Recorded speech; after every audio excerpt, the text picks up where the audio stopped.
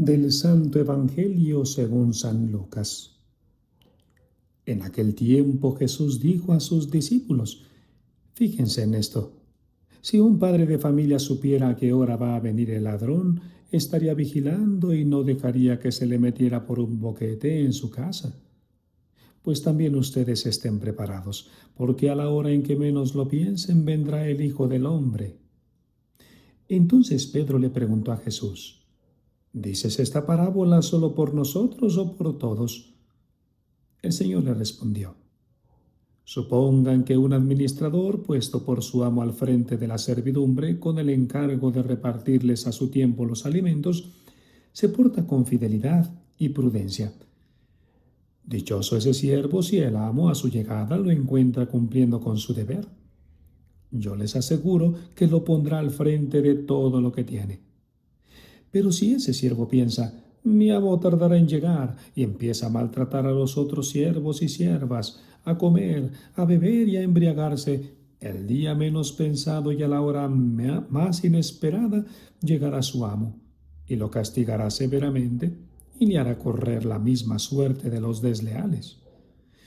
El siervo que, conociendo la voluntad de su amo, no haya preparado ni hecho lo que debía, recibirá muchos azotes. Pero el que, sin conocerla, haya hecho algo digno de castigo, recibirá pocos. Al que mucho se le da, se le exigirá mucho, y al que mucho se le confía, se le exigirá mucho más. Palabra del Señor. Queridos hermanos, nuevamente nos encontramos en la primera lectura con esta hermosa carta de San Pablo a los romanos.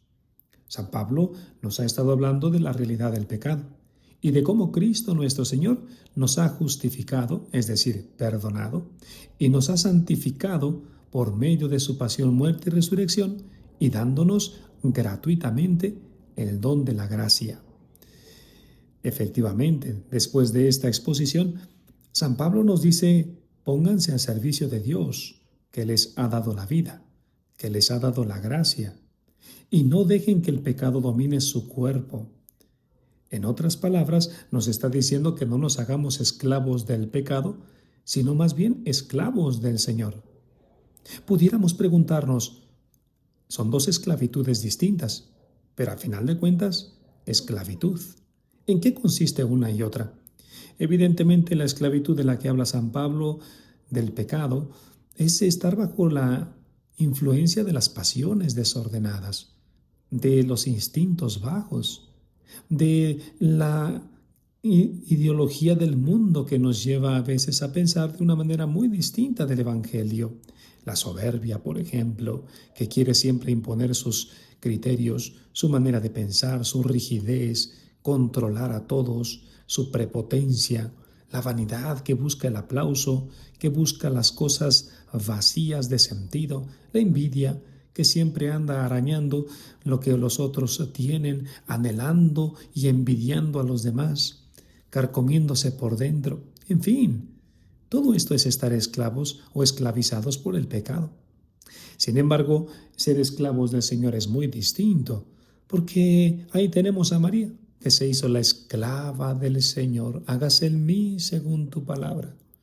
Esta santa esclavitud que nos enseña nuestra Madre Santísima, y que también hoy que estamos celebrando a San Juan Pablo II, él también vivió esta esclavitud a ejemplo de María, es dejar que Cristo sea el Señor.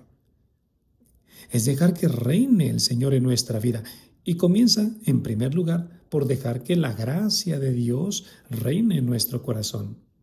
Si la esclavitud del pecado es esa, vivir en esa oscuridad, vivir bajo esas influencias desordenadas, la esclavitud en el Señor es vivir en el orden, vivir en la gracia, vivir buscando la santidad. ¿Y en qué consiste de manera concreta este señorío o esta esclavitud en el Señor? El reino de la humildad, de la caridad, de la sencillez, la generosidad, de la entrega total, del desprendimiento, de la sencillez, de la docilidad, de la oración. En pocas palabras, como dice San Pablo, ¿verdad? Ustedes, una vez libres del pecado, se han hecho esclavos de la santidad. Que el Señor nos ayude, pues, a vivir esta hermosa esclavitud. Y esto es lo que el Señor nos dice también de una manera distinta en el Evangelio, cuando justamente nos habla de vigilar para que no se nos meta por un boquete en nuestra casa el ladrón. Evidentemente, ser esclavos del Señor implica también estar en una actitud de vigilancia continua. Vigilar para que no se nos meta ese pensamiento del mundo, ese desorden en nuestra vida. Y más adelante nos habla de ser administradores, pero administradores de todo lo que el Señor nos ha confiado, para ponerlo siempre a disposición y al servicio del prójimo. Nos dice también que tenemos que ser como esos administradores que también tratan bien a sus siervos, que tratan bien a la servidumbre, en este sentido que aprendamos a tratar bien a nuestros hermanos, porque es allí justamente donde el Señor nos va a premiar. Así que el señorío de Cristo sea el que realmente reine en nuestra vida, que la esclavitud de la santidad sea la que vaya permeando todos nuestros actos y que aprendamos también nosotros a ser auténticos administradores que tratan a sus hermanos de la mejor manera posible por medio de la caridad, de manera que recordemos aquello que Cristo dice al final del Evangelio: a quien mucho se le dio, se le exigirá mucho, y al que mucho se le confía, se le exigirá mucho más. A nosotros se nos ha confiado este don de la gracia, el don de esta esclavitud, el don de esta santidad, de la cual tenemos que dar cuentas. Que el Señor Jesús nos siga enseñando, por intercesión de San Juan Pablo II, a ser esclavos como María del Señor. Que así sea.